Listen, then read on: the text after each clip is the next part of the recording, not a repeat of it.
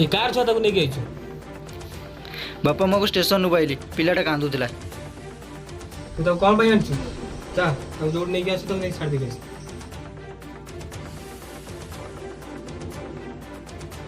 बापा देखु नीर छुआटार मुह तुम केमी कौच नहीं सीट छाड़ देगी आसो आकु नहीं सीट छाड़े भोक उपास जीवन चल जीवन गला आमर कौन गला तत्ते तो पोषुची पुणी आकु पोषिमी एटा कौन अनाथ आश्रम बापा तुम जिते जा कहले मुझे छाड़ी पारि बर मुझे न खाई पेट बसबी कि मुझे छाड़ी पारि तो मन जहाँ कर मत आ छुआ कथा कहूँ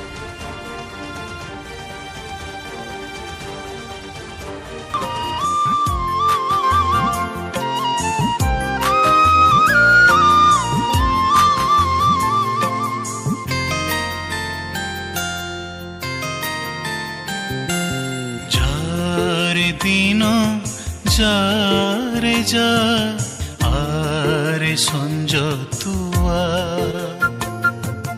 जारे दिन जारे जा आरे संज तुआ जन्ह तो रही चाही एने आसीबो ओठरे बुणी दबरे हस फूल चुना चुना रुमको झुमाना रुमको झुमाना रुमको झुमाना रुमको झुमाना बंधन बंधन लागे सते गला जनमर दैव बोधे चाहिला पुणी देखा हेला तोर मोर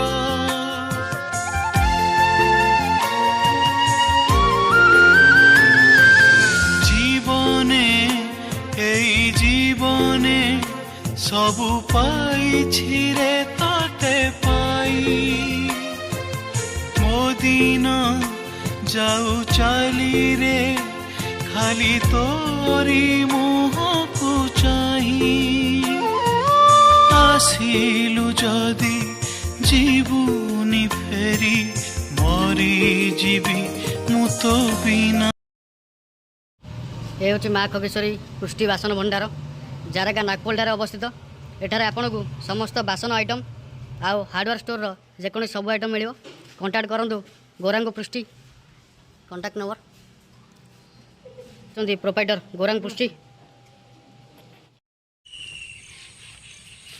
देखो भी देखो जाऊँ अनाथ छुआ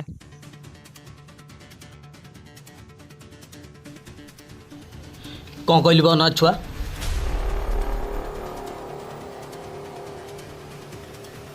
अबे अनाथ छुआ को अनाथ कहबेनि कौन कहबे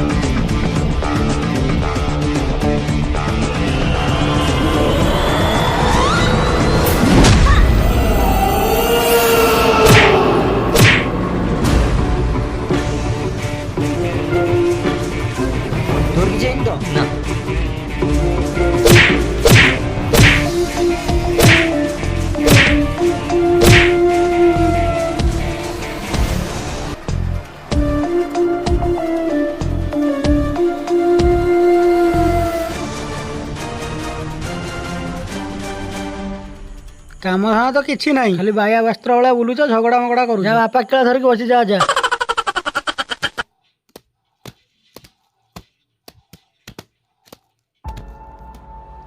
आइलो गुलांगर ओहो कि प्रेम छुआ तो झरी पड़ुची आ गाँ साई तो मो ना पकेल मत आ रास्तार मुंड टेकी चल भी दबनी ମୋର ତ ଯେତିକି ରୋଜଗାର, ଘରେ ଦି ଓଳି ଦି ମୁଠା ଖାଇବାକୁ ବି ନାହିଁ, ତାପରେ ତମର ଏତେ କାଣ୍ଡ କାରନାମା। ବାପା ତମେ ସବୁବେଳେ ଏମିତି କାହିଁ ହଉଛ? ଭାଇ ଯାହା ହେଲେ ଯାହା କରିବନି। ହ୍ୟାଲୋ ହ୍ୟାଲୋ, ବଳରାମ ଓଝା କହୁଛନ୍ତି? Yes sir. ଆପଣ ଯେଉଁ ଇଣ୍ଟରଭ୍ୟୁଟା ଦେଇଥିଲେ ସିକ୍ୟୁରିଟି ଗାର୍ଡ଼ ପାଇଁ, ଆଜ୍ଞା ସାର୍। ଆପଣଙ୍କର ସିଲେକ୍ସନ୍ ହେଇଯାଇ ଆପଣ 10 ତାରିଖ ଦିନ ଆସିକି join okay sir, okay sir, okay sir, okay sir, thank you. ଭାଇ କିଏ ଫୋନ୍ କରିଥିଲା?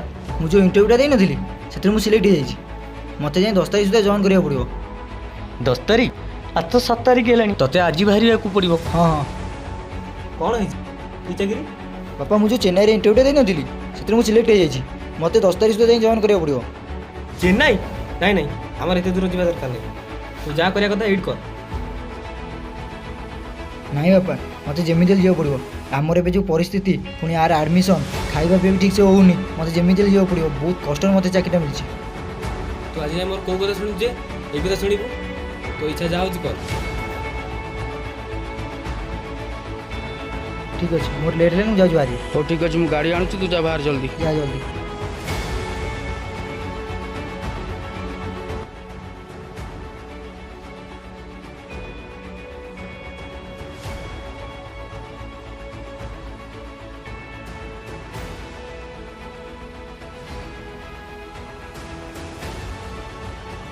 ହଉ ବାବା, ମୁଁ ଆସୁଛି।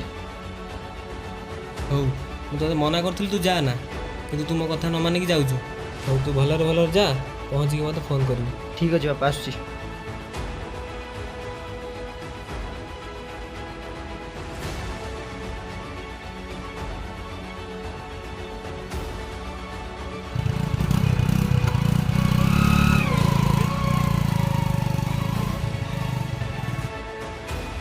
ହେ ପ୍ରଭୁ, ମୋ ପୁଅ ଭଲରେ ଭଲରେ ପହଞ୍ଚିଯାଉ।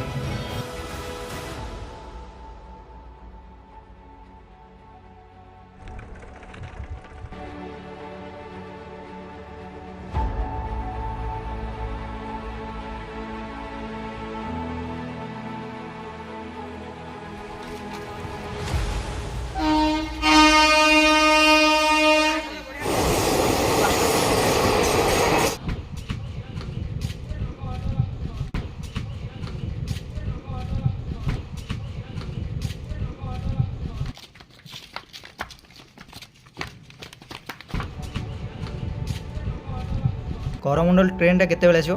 ଘଣ୍ଟା ଲେଟ୍ ଅଛି। ଘଣ୍ଟାଟି? ବସ।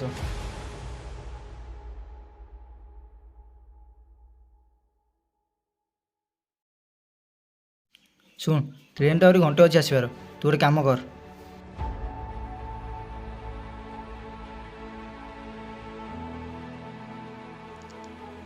ଦି 1000 ଟଙ୍କା ପଇସା ଅଛି, ରଖିଥା। ଘରକୁ ଯିବୁ, ବାପାଙ୍କର ଧ୍ୟାନ ରଖିବୁ। ରଖିଦେ, ତମର କ'ଣ ମୋର ଟ୍ରେନ୍ ଦରକାର? ଆସିବ, ମୁଁ ପଳେଇବି, ରଖିଥା। ବାପାଙ୍କୁ ଅନେଇଥିବୁ ହେଲା। ଗାଡ଼ିରେ ତେଲ ପକେଇ ଦେଇକି ଯିବୁ। ଗାଡ଼ିରେ ତେଲ ନାହିଁ, କେତେବେଳେ କ'ଣ ଦରକାର ହେବ କ'ଣ। ବସିଥା, ଘରକୁ ଠିକ୍ସେ ଦେଖିକି ଯିବୁ। ନା ଆପଣ କେଉଁଠି ଯିବେ? ଚେନ୍ନାଇ ଯିବା। ମୁଁ ବି ଚେନ୍ନାଇ ଯିବି। ତମର କେତେ ନମ୍ବର ବଗି? 5 number bogie. ମୋର ବି 5 ନମ୍ବର ବଗି। ମିଶିକି ଯିବା ଆଉ। ସାଙ୍ଗ ହେଇ ଯିବା ଆଉ। ଆପଣ ଚେନ୍ନାଇରେ କେଉଁ ଜାଗାକୁ ଯିବେ? ମୁଁ ଚେନ୍ନାଇ ଷ୍ଟେସନ ପାଖାପାଖି ରହୁଛି ଆଉ। ଓହୋ, ମୁଁ ବି ସେଇ ଚେନ୍ନାଇ କି ଜବ୍ ପାଇଁ ଯାଉଛି। ଠାକୁରଙ୍କ ଦୟାରୁ ଜବ୍ଟା ହେଇଯାଉ। ଭାଇ ଟ୍ରେନ୍ ଆଇଲାଣି।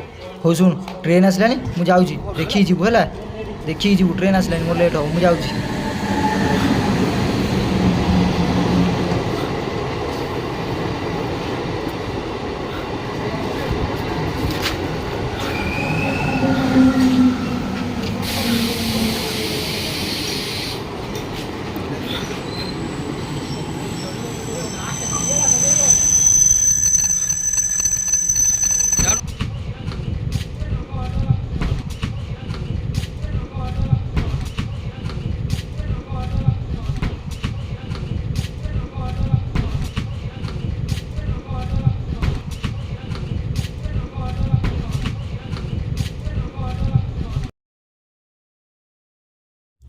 ଭାଇ ମୁଁ ଆସୁଛି ଆଉ। ହଁ ଯା, ଦେଖିକି ଯିବୁ ହେଲା।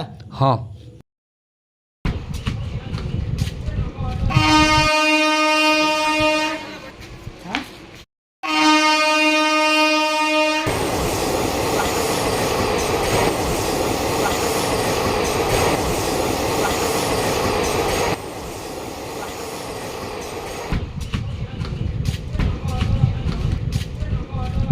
ଭଲରେ ଭଲରେ ପହଞ୍ଚେଇଦେଲୁ? ହଁ ମୁଁ ତାକୁ ଟ୍ରେନରେ ବସେଇ ଦେଇକି ଆସିନି। ଓହୋ ହଉ ତୁ ଘରେ ଥା ମୁଁ ଆସୁଛି। ହଉ ବାପା।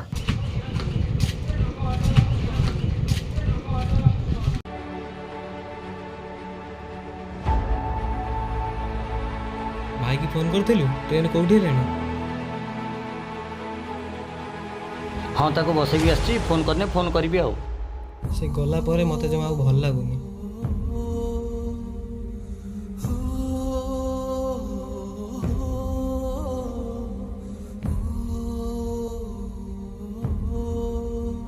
ବାପା ମନ ଯଦି ଭଲ ଲାଗୁନି ଟିଭିଟା ଲଗେଇ ଦେଉଛି ଦେଖ।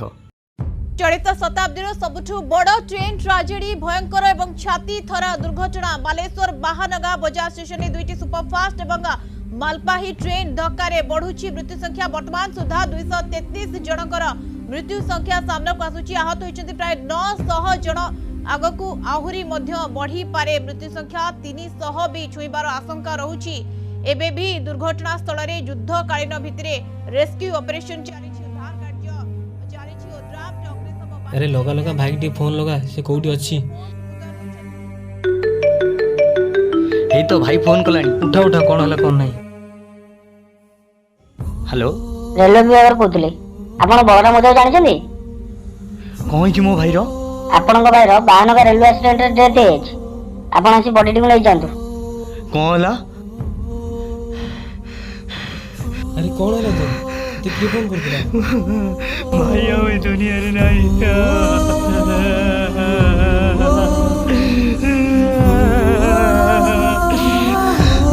କ'ଣ ହେଲା ତ? କେଉଁଠି ଅଛି କହ ଟିକେ। ଏବେ ବାହାନଗା ସ୍କୁଲରେ ତା ଡେଡ୍ ବଡି ଅଛି। ଚାଲ ଚାଲ ଆମେ ଯିବା।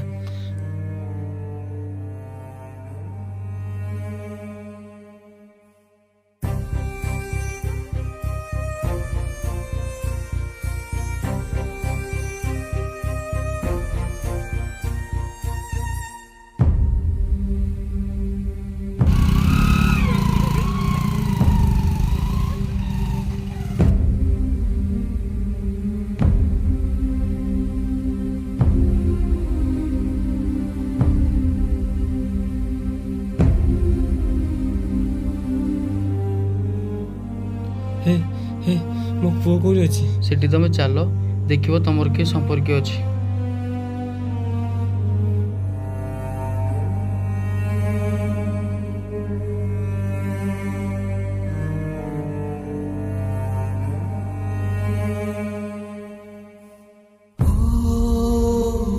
ଭାଇ ଭାଇ ଭାଇ ଭାଇ ଉଠ ଭାଇ ଉଠ ଭାଇ ଉଠ ଆଖି ଖୋଲ ପୁଅ।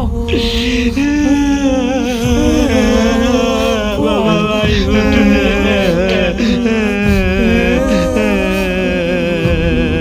ଉଠ ଭାଇ ଉଠ ଆଖି ଖୋଲ ଭାଇ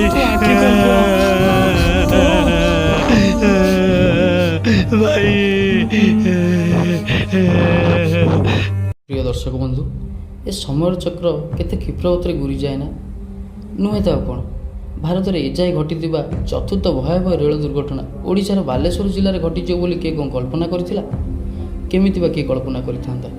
କିଛି ପୂର୍ବାଶା ନଥାଇ ଘଟିଯାଏ ବୋଲି ତ ତା'ର ନାଁ ଦୁର୍ଘଟଣା। କ୍ଷୁଦ୍ର ଚଳଚ୍ଚିତ୍ର ସମୟର ଚକ୍ର ଜରିଆରେ ଆମେ ଏହି ବାର୍ତ୍ତା ଦେବାକୁ ଚାହୁଁ କି ଏତେ ବଡ଼ ଦୁର୍ଘଟଣା ପରେ ଓଡ଼ିଶାର 39 ଜଣ ମୃତକଙ୍କ ପାଇଁ ମୁଖ୍ୟମନ୍ତ୍ରୀ 1.95 କୋଟି ଟଙ୍କା ମଞ୍ଜୁର କରିଛନ୍ତି। କିନ୍ତୁ କୋଳରୁ ସନ୍ତାନ ହରାଇଥିବା ମାଆଟିକୁ କେତେ କୋଟି ଟଙ୍କା ନୋଟର ବିଡ଼ା ଦେଇ କେବେ ବି ତା'ର ଲୁହ ପୋଛି ହେବ ନାହିଁ। ଯାହାର ଆବଶ୍ୟକ ଅଛି ତାହା ହେଉଛି ପର୍ଯ୍ୟାପ୍ତ ନିଯୁକ୍ତି ସୃଷ୍ଟି କରାଯାଉ, ଯେମିତି ପ୍ରତିଟି ଓଡ଼ିଆ ତା'ର ଜନ୍ମ ମାଟିରେ ସ୍ୱାଭିମାନ ସହ କାମ କରି ଗର୍ବରେ ବଞ୍ଚିବ। ବନ୍ଦେ ଉତ୍କଳ ଜନନୀ। ନମସ୍କାର ଦର୍ଶକ ବନ୍ଧୁ, ଯଦି ଆପଣଙ୍କ ଭିଡ଼ିଓ ଭଲ ଲାଗିଥାଏ ତାହେଲେ ମନୋଜ କ୍ରିଏସନ୍ ଚ୍ୟାନେଲକୁ ଲାଇକ୍, ସେୟାର ଆଣ୍ଡ ସବସ୍କ୍ରାଇବ୍ କରନ୍ତୁ।